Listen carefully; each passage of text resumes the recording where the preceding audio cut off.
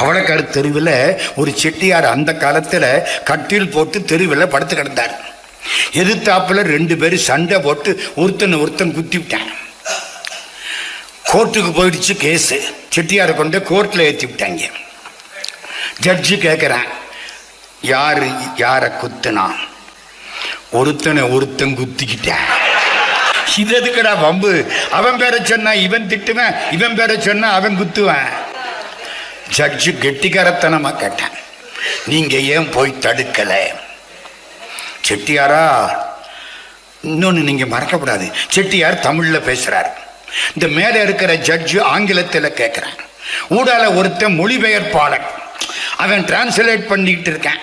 செட்டியார் அருமையா சொன்னான், எது எந்தெந்த காலத்துல எப்படி நடக்கணுமோ அது அந்தந்த காலத்துல அப்படித்தான் நடக்கும்.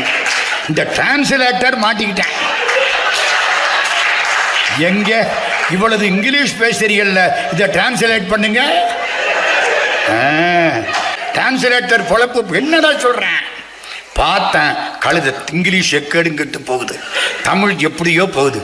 What things at what times happen, that things at that times happen.